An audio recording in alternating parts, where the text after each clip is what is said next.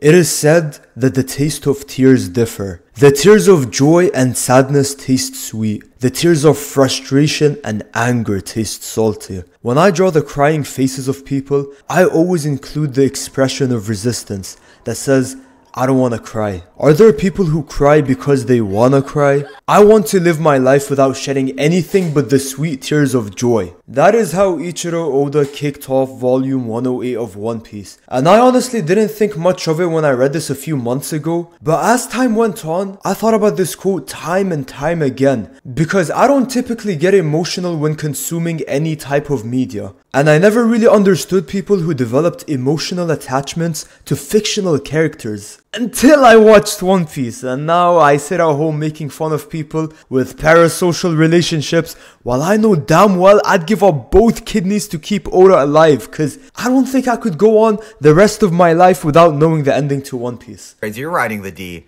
This is D writing at its finest. Cause you're meat writing. That being said though, I was reading one of the recent One Piece chapters where the red-haired pirates caught Bartolomeo lacking. He was out in Gortel Island being a terrorist and forcing everyone to rock Luffy merch, up until Shanks pulled up and told him to give Luffy a bottle of poison. Now I understand that Bart is mostly used as a comic relief character, but him drinking the poison for Luffy without second thought and begging Shanks not to tell Luffy what he did because he was so ashamed of himself actually got to me. And I think it's because of the actual panel of Bart crying, not even the dialogue. He looks like he's trying to hold back the tears, but he's so overwhelmed with the shame of ruining Luffy's reputation, along with him ruining his chances of ever seeing Luffy as king of the pirates. That panel is what really reminded me of what Oda was saying in his SBS. He always includes the expression of resistance that says, I don't want to cry. And this style is nothing new. He's been doing this since the very start of One Piece. I mean, we have Luffy trying to hold back tears after Shanks lost his arm to the Sea Beast to show him that he's still tough, all the way back in chapter 1. You know, we have Kobe not glazing Alvida for a second, knowing that it'll cost him his life. But after meeting Luffy, he'd rather die than live the rest of his life doing something that isn't his dream. When Zoro lost to Mihawk and swore that he will never lose a fight again. When Nami finally asked Luffy for help to defeat Arlong. When Sanji said goodbye to the Baratie. Different faces filled with very different emotions. Yet they all share the same expression where it almost looks like crying is physically painful for them. And in certain cases, I believe that it most definitely is. Imagine everyone you've come to know and love getting killed by the world government and you being on the run for over 20 years just looking for someone to take care of you, but facing betrayal time and time again. You finally decide that your final act on this planet will be you sacrificing yourself for the only group of people who have yet to betray you. And instead of letting you go, they declare war on the entire world for you. For the first time in your entire life, you get to say that you want to live. That you deserve to live just as anyone else does. And you have a group of people who are willing to go against the world to ensure that you survive. These tears have been pent up for actual decades.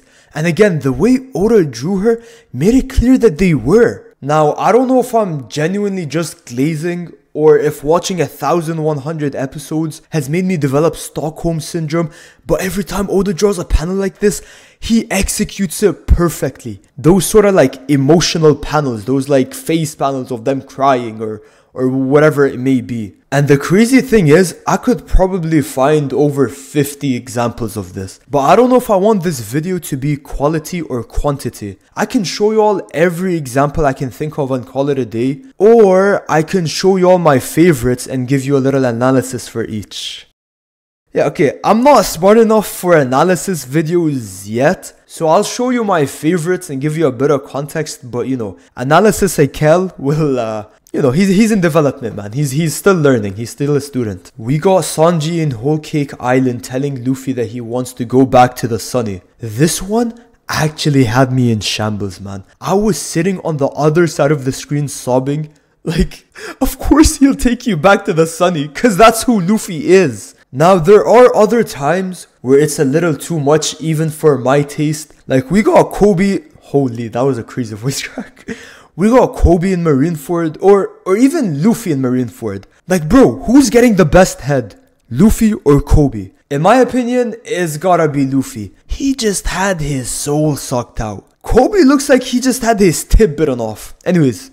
But yeah, Oda was having a field day in Marineford. You know, it was a very emotional arc, but like holy, he did not need Kobe looking like that. Now, I'm gonna speed run through a few more examples before I end this video. Hiyori versus Orochi. Now, I can't lie, Oda just simply like brought this up at the wrong time. Like, he dropped one of the toughest panels in all of One Piece in the middle of the Gear 5th intro, so nobody paid much attention to it, but this panel is beautiful. And if I wasn't so hyped about Luffy coming back from the dead, I probably would have been tearing up. Oh, we have Fisher Tiger saying, I was a slave. Bro, I can't lie, I low-key skipped through some of the Fishman backstory. I'm sorry.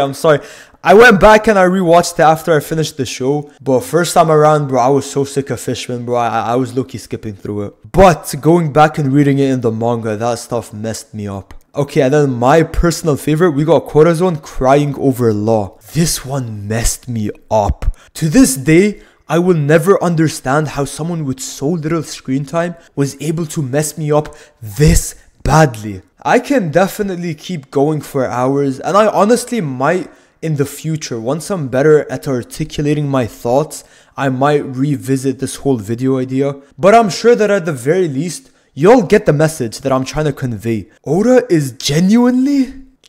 You know what, I've glazed him enough for one video. I'll give it a break, man. I am trying to make my videos longer since it feels like every upload just gets shorter and shorter. And you know, that mixed with uni will probably mean weekly to bi-weekly uploads. I don't know why I'm saying it like it's a downgrade. I'm already uploading like once a month. So low-key, this might be an upgrade, posting weekly, bi-weekly, and they're longer. You know, instead of 3-minute videos every month, you guys maybe get 10-minute videos every week or two. But if you do want to see more of me while I'm, you know, cooking up more One Piece videos and university is cooking me, I do have a second channel where I post, you know, gaming videos, random rants, and maybe reaction videos in the future. So yeah, if you all are interested in that, go check out my second channel. The description is in the comments.